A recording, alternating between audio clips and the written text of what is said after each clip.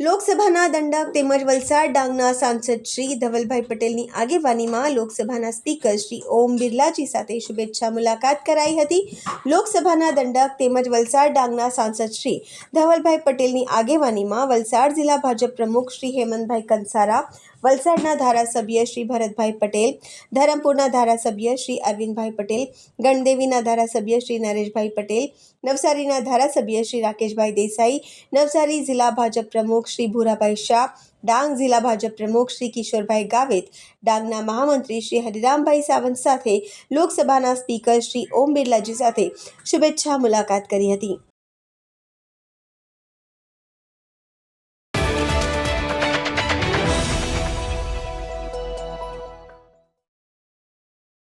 વલસાડના મોતીવાડા યુવતી પર રેપ વિથ મર્ડરનો મામલો આરોપીને પાડીકોટ ખાતે રિમાન્ડ પૂરા થતાં રજૂ કરાયા. છેલ્લા 10 દિવસથી પોલીસ રિમાન્ડ પર આરોપી હતો. અત્યાર સુધી આરોપી દ્વારા 6 હત્યા કરવામાં આવેલ છે. આવો ભેદ ઉકેલાયો છે. પોલીસ દ્વારા પાડીકોટમાં રજૂ કરવામાં આવતા આરોપીને જ્યુડિશિયલ કસ્ટડીમાં સોંપવામાં આવ્યો છે. આરોપીને નવસારી સબજેલ ખાતે જ્યુડિશિયલ કસ્ટડી આપવામાં આવી છે. આગામી દિવસોમાં અલગ અલગ રાજ્યોની પોલીસ ટીમો દ્વારા ટ્રાન્સફર વોરંટથી આરોપીનો કબજો મેળવી એમના વિસ્તારમાં થયેલી હત્યા અંગે તપાસ કરાશે.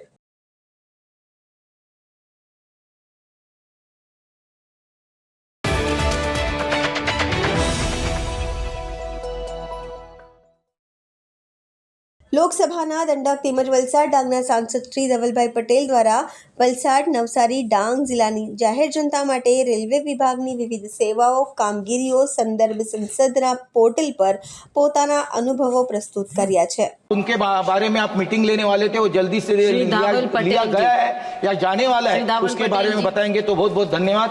धन्यवाद सभापति महोदय. सबसे पहले तो मैं आपका धन्यवाद देना चाहता हूं कि आपने मुझे इतने महत्वपूर्ण बिल में बोलने के लिए मौका दिया.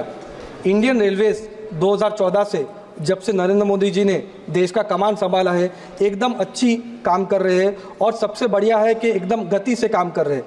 जब से हमारे रेल मंत्री अश्विनी वैष्णव जी ने रेल मंत्रालय संभाला है, तब से भी एकदम बल देने का काम इंडियन रेलवेज को किया है.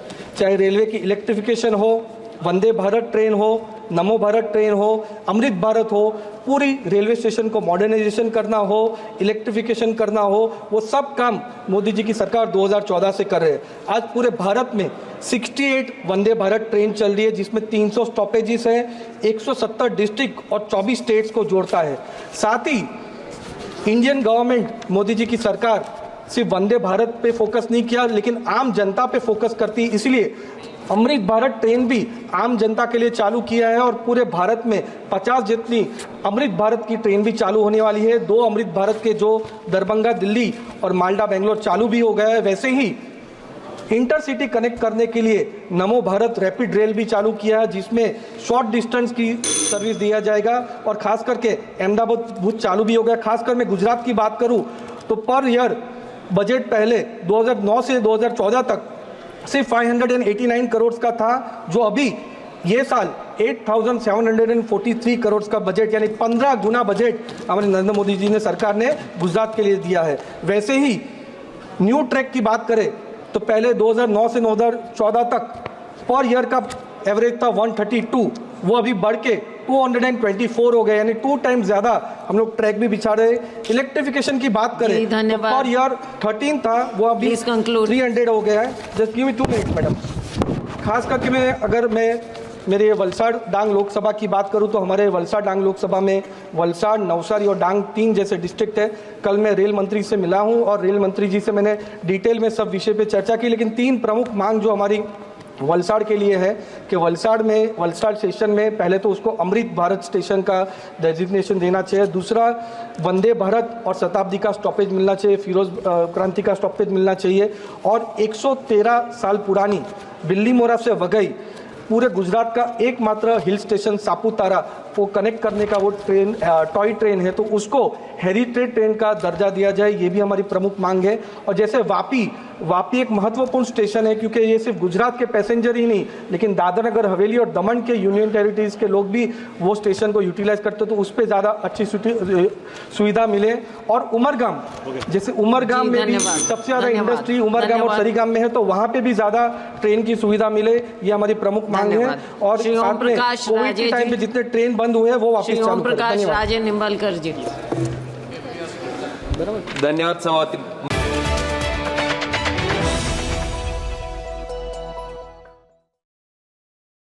ઉમરગામના ફણસા કોળી પટેલ સમાજના સાંસ્કૃતિક ભવન ખાતે કિસાન મહાસંમેલનનું આયોજન કરાયું છે। ઉમરગામ તાલુકાના ફણસા ખાતે સંધ્યા ગ્રુપ ઓફ કંપની દ્વારા કિસાન સંમેલનનું આયોજન કરવામાં આવ્યું હતું। ઉમરગામ તાલુકાના મોટી સંખ્યામાં ખેડૂતોએ હાજરી આપી હતી। તાલુકાના મોટી સંખ્યામાં પધારેલા ખેડૂતોએ આ કિસાન સંમેલન અને સફળ બનાવ્યું હતું। આંબા અને શાકભાજી ફળપાકોમાં આવતા રોગજીવાત અને તેના નિયંત્રણને લઈને નવસારી કૃષિ યુનિવર્સિટીના નિષ્ણાંતોએ હાજરી આપી હતી। તાલુકાના ખેડૂતોને પાક લેવામાં પડતી તકલીફો અને વધુ ઉત્પાદન લેવા માર્ગદર્શન આપવામાં આવ્યું હતું। સંધ્યા ગ્રુપના તમામ હોદ્દેદારોએ આવેલા ખેડૂતોને શુભેચ્છાએ આપી ખેતીમાં પડતા પ્રશ્નોનું નિરાકરણ માટે તેઓ સદાય સાથે રહેશે તેવી બાબતો જણાવી હતી। સંધ્યા ગ્રુપ દ્વારા ખેતીમાં વપરાતા વિવિધ પ્રોજેક્ટને લઈ માર્ગદર્શન સ્ટોલ મૂકવામાં આવ્યો હતો। રોગ જીવાતના નિષ્ણાતોએ માર્ગદર્શન આપી ખેતીમાં આવતા રોગ જીવાતોના નિયંત્રણને લઈ અભ્યાસ માહિતી પણ આપી હતી।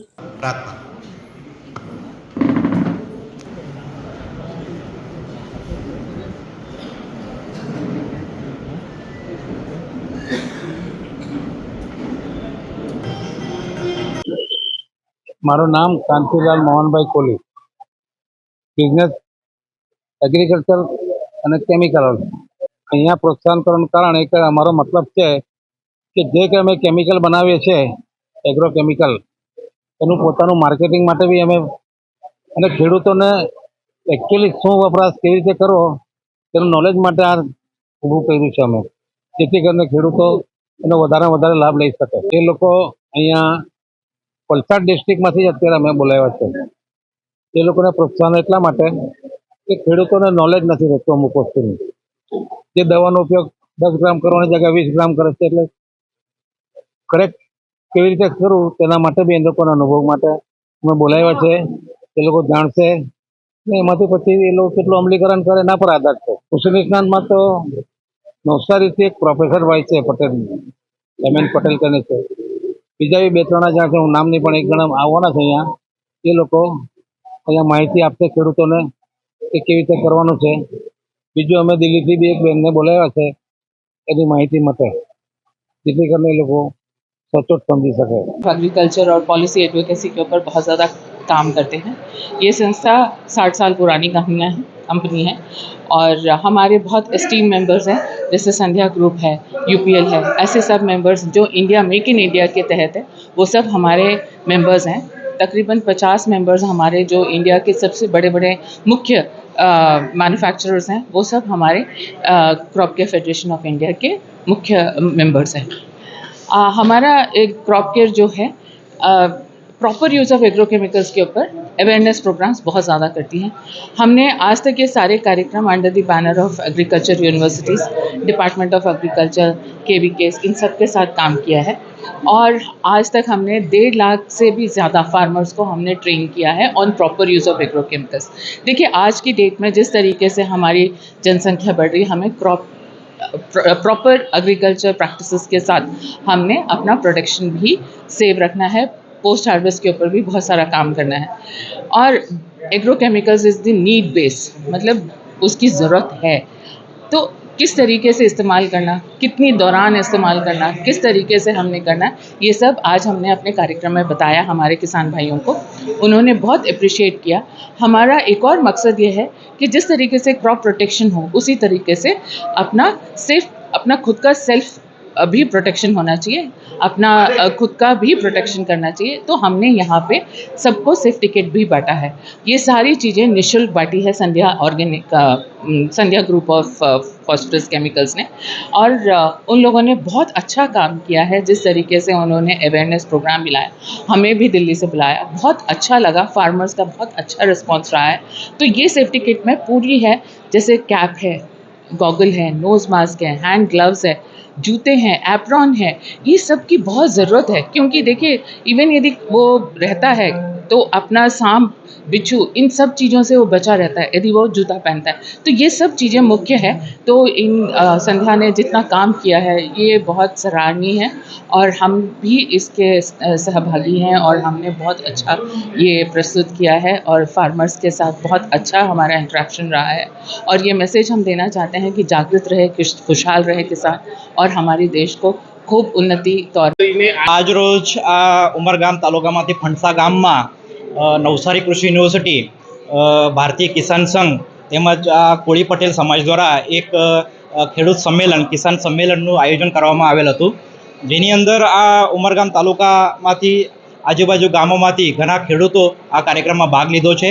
ખાસ કરીને આ દક્ષિણ ગુજરાતમાં આપણો આંબો મુખ્ય પાક છે, તો એ આંબા પાકની જે નવી નવી ટેકનોલોજી નવસારી કૃષિ યુનિવર્સિટી દ્વારા વિકસાવવામાં આવેલી છે। અને આજે આપણે જોઈ રહ્યા છીએ કે આ વિસ્તારની જે આંબાવાડી છે ઘણી જૂની આંબાવાડી છે, અને ખેડૂતોના મગજમાં ઘણા પ્રશ્નો છે કે જૂની આંબાવાડીમાંથી આપણે વધારે ઉત્પાદન લેવું હોય તો એના માટે આપણે શું કરવું। તો નવસારી કૃષિ યુનિવર્સિટી દ્વારા જે ઘણી બધી ટેકનોલોજી છે, ખાસ કરીને આંબાની અંદર નવીનીકરણ, હાઈ ડેન્સિટી પ્લાન્ટિંગ, તેમ છતાં આંબાની અંદર જે અંતરસ્ત્રાવો છે, ખાતરો છે, integrated paste management, integrated nutrient manager, આ બધા કોન્સેપ્ટ છે એ ખેડૂતો સુધી પહોંચે એના માટે અહીંયા આજે ઘણું બધું માર્ગદર્શન આપવામાં આવેલું હતું। અને ખરેખર આ ખેડૂતો એ બધી ટેકનોલોજીનો લાભ લઈ એ ઉત્પાદન મેળવે એવી આશા અમે રાખીએ છીએ।